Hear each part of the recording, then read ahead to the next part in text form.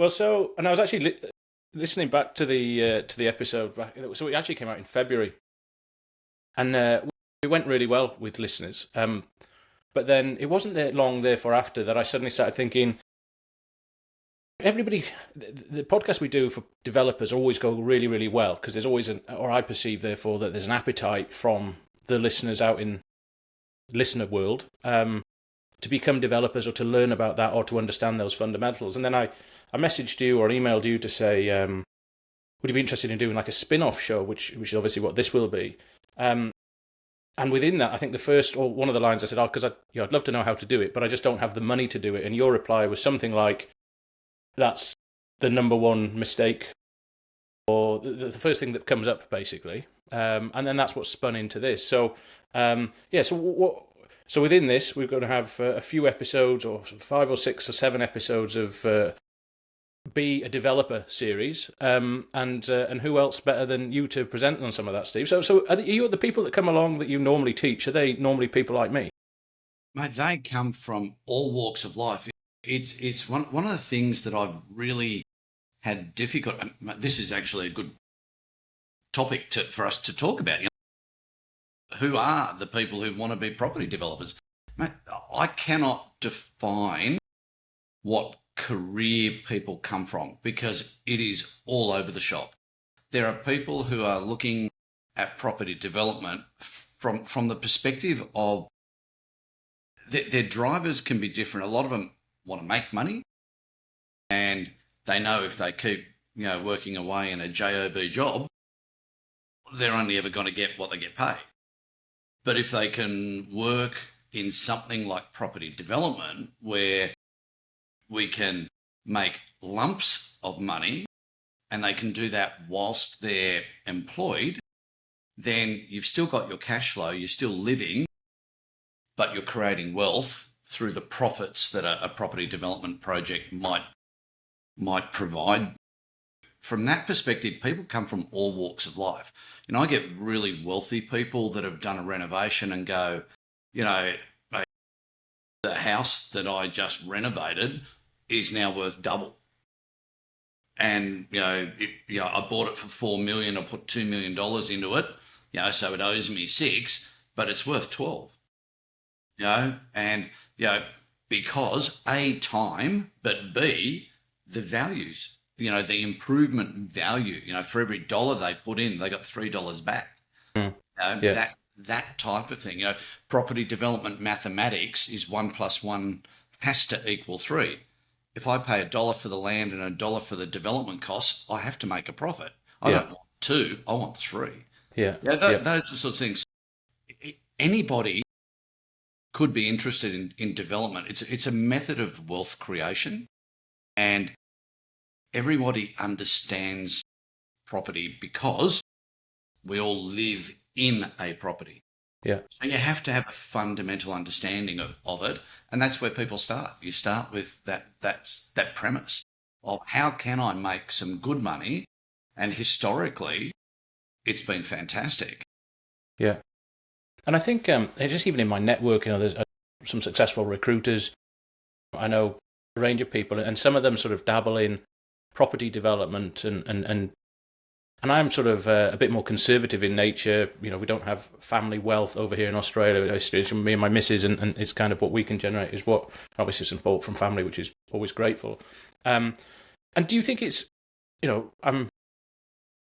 don't know if I'm supposed to be. I think I might be getting to the age where I'm not supposed to be revealing my age, but I'll be 44 soon. My partner's just over 40, so we're in that sort of age bracket, and thinking about 20 years from now, retirement and things of that kind of nature, and what to do about that.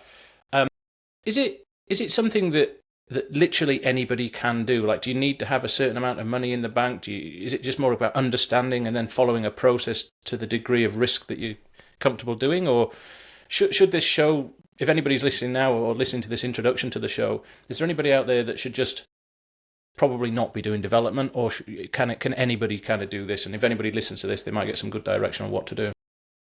There's definitely people that should not do it, and they are the people aren't willing to do the hard yards. Property development's not easy. It is a It is a hard thing to do.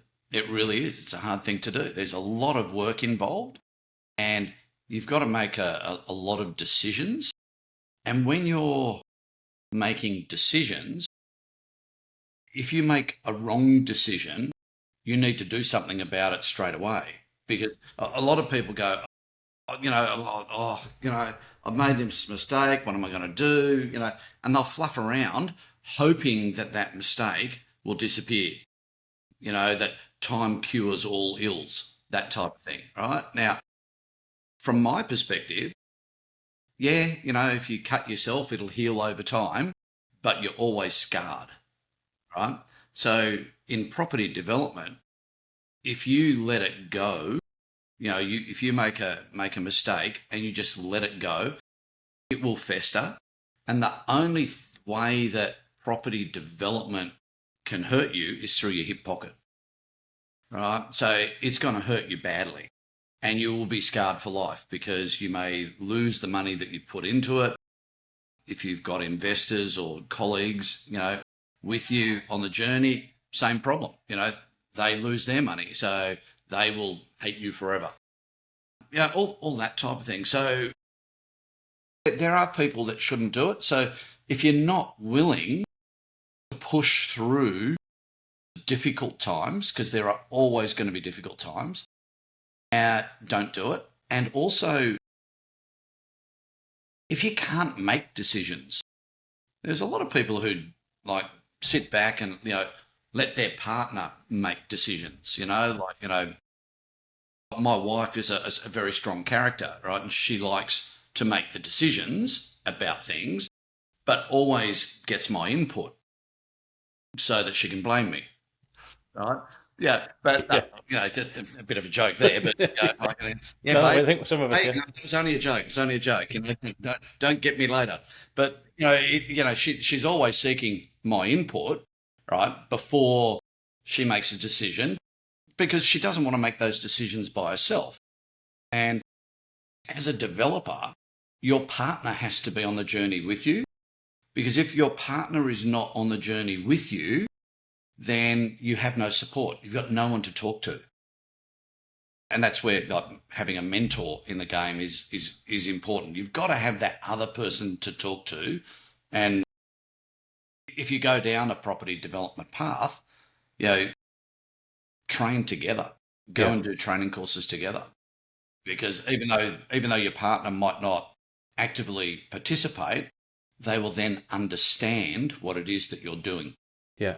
And we've, in the sort of the limited preparation, so any listeners out there that if we talk about preparation, Steve and I, and you're listening and thinking, doesn't sound like there's a lot of preparation. There's been some, but not a lot, but enough hopefully for us to get through this. But we've seen that there's probably around 7 episodes of this, and each of these speaks to 5 different fundamentals of property development that you cover in the course that you coach with the Property Development Institute. Just talk us through, if you give us some oversight over the next sort of few weeks that we're going to be releasing to listeners, talk us through just broadly scope, what are these elements and why you've broken them into this particular sequence, and talking back to what you were mentioning there before about having support and somebody to bounce ideas off, how that understanding or knowledge will play into making the decisions and managing that risk.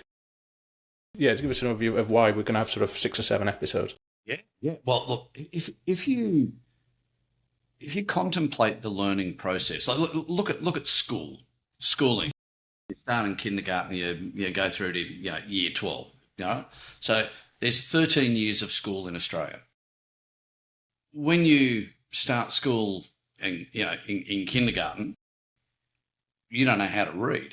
So the first thing they've got to do is teach you how to read. So you've got to learn the fundamentals, reading and writing. And the whole premise of the first few years in school is to learn how to read and write. That's so that you can communicate and learn more. So, and then on your way through school, you garner more and more knowledge, and you find there are things that you are best at and things that you aren't. One of the problems we have with school, or that I see with schooling, that if someone's not good at maths, you send them to the maths, workshop, or get them a maths tutor, and you really, we've got to get your maths grades up because you're falling behind. But, you're brilliant at English or brilliant at science or something else, or good at least. Well, if someone's really good or brilliant at one particular topic, wouldn't you say, let's give them more support in that so they can excel in that? Because that's the thing that they're going to make money from in their future. So instead of taking away the ability for them to excel at what they're really good at, we're trying to make them good at something that just doesn't gel with them. And it's in property development, what we do is, first and foremost, you've got to learn the fundamentals. And for me, I looked at how I was going when I created Property Development Institute, when I founded it. I had to break it down into something that is bite-sized pieces that people could really understand. Yeah. But the 5 fundamentals are, site acquisition. Finding a site. How do you do that? What's that process? How do we know we've got a good one, and all that sort of stuff? So, site acquisition was number 1. Number 2 is feasibility. Everybody wants to, know the numbers, and we're going to make, $75 million here, or are we going to lose 75 million? Yeah. Able to put the numbers together. Authorities are a major component of what we do. People only contemplate the first, the initial planning permit or the development application, which gives you the consent to a development. But there are other approvals that need to happen along the way. So, but all of that, there's politics attached to that, and understanding the politics of not only the authorities but people is important. Then number 4, what I call number 4, is revenue. And revenue is all about, it's not about, I'm going to pocket the cash, but hey, ultimately as developers, that's what we're about. We're about pocketing the cash.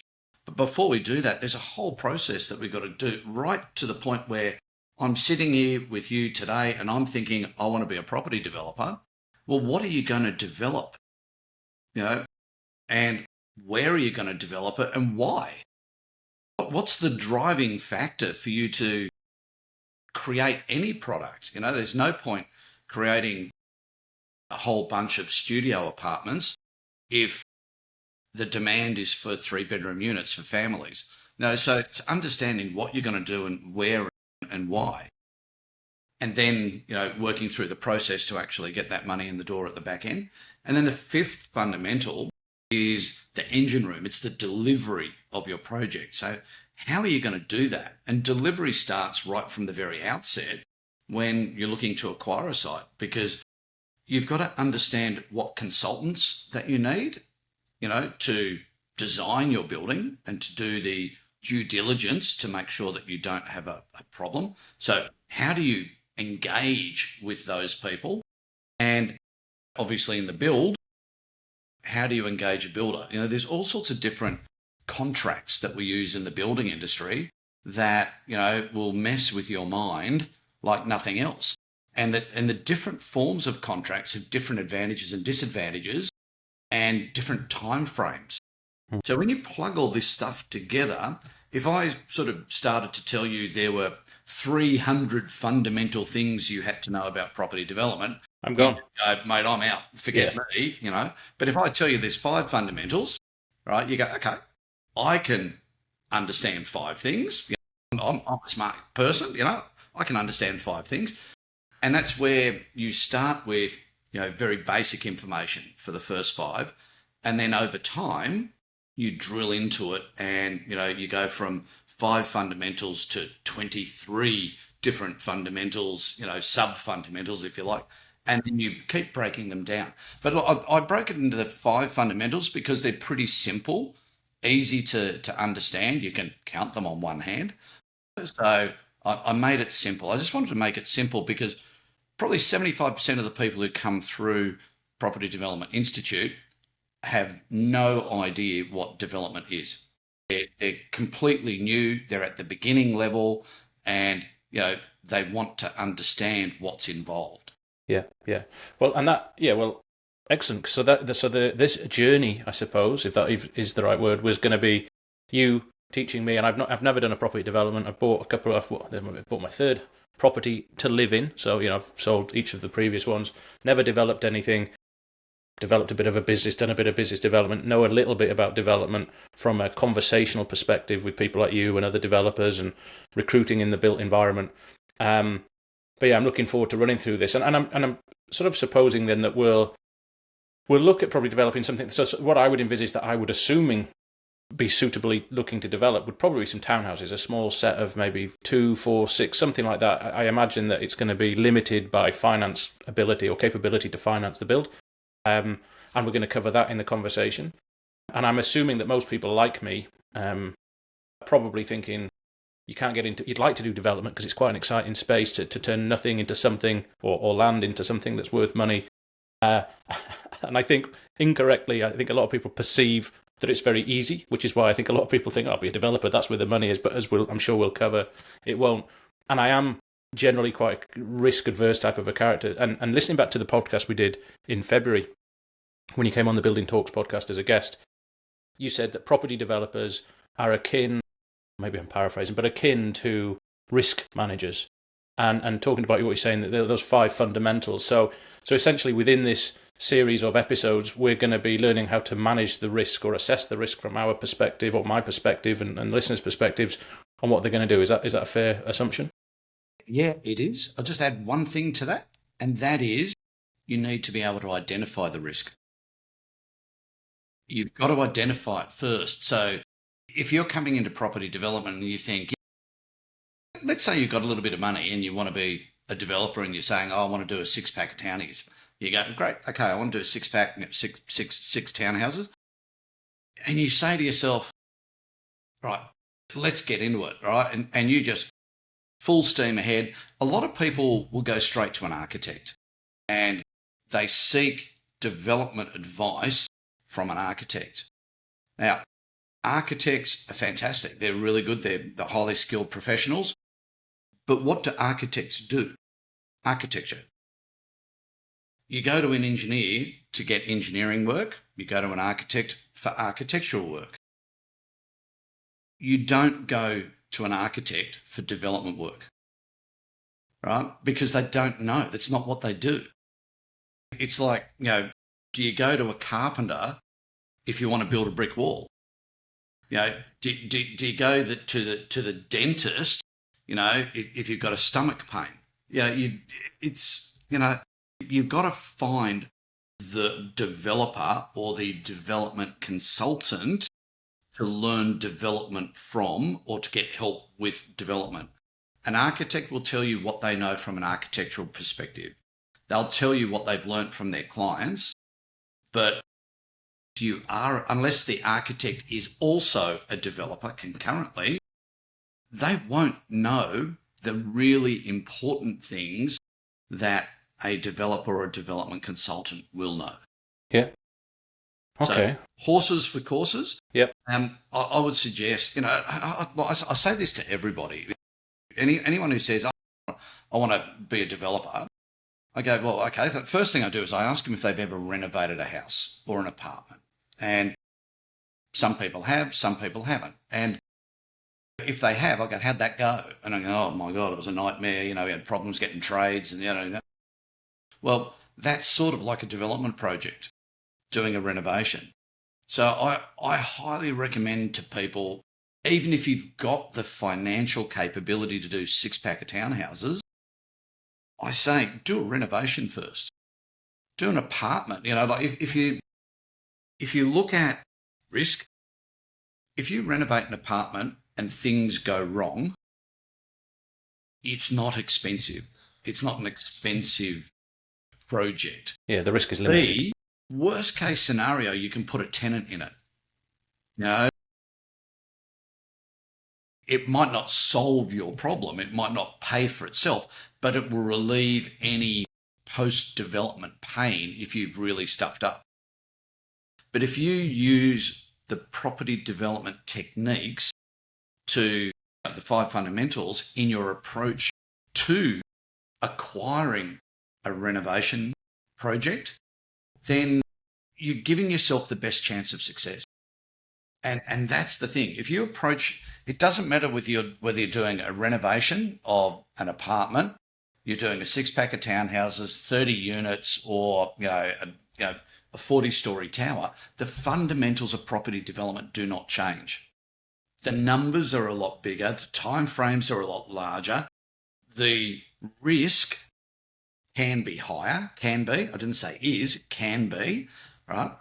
Sometimes it's actually better because of size. Size can make things better because it's everyone who's dealing with it is more understanding of it.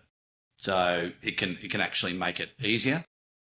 The larger the project, the more sophisticated the participants. The builders are sophisticated, the architects, the engineers, the town planners, everybody is far more sophisticated.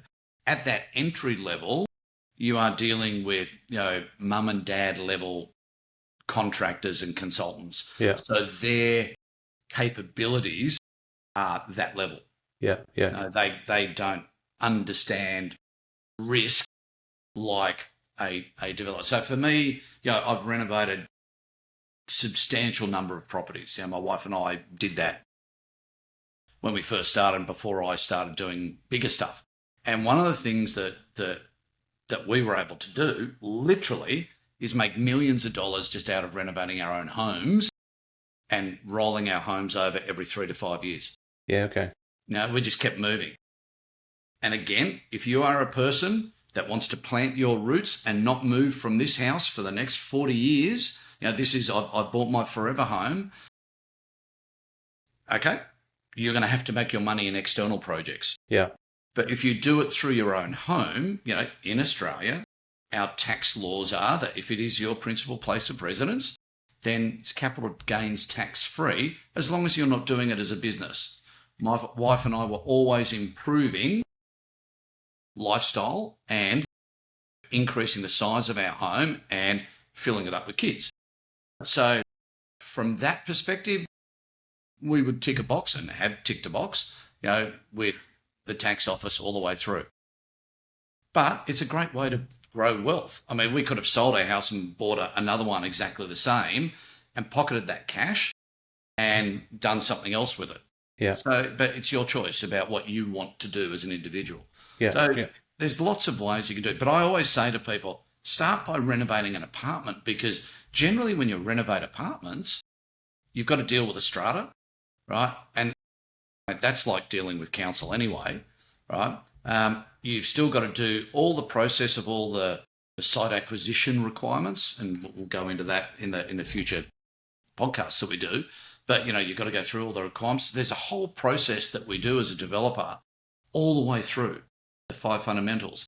So maybe we should do that as a, when we look at the other fundamentals, talk about it from the perspective of the renovation process and give people a how-to guide, if you like, on what we're doing if we're going to do a renovation, how the fundamental that we're talking about applies to specifics of a renovation. Yep. Well, there we are. So over the next number of weeks, we'll do an episode, or we'll release an episode every week or two. We've yet to decide on exactly when to release them in line with the other podcasts that we release. Without further ado, let's jump into the second episode, which will be in acquisitions. I'll see you there, Steve, and listeners, I'll catch up with you when you tune in. Looking forward to it.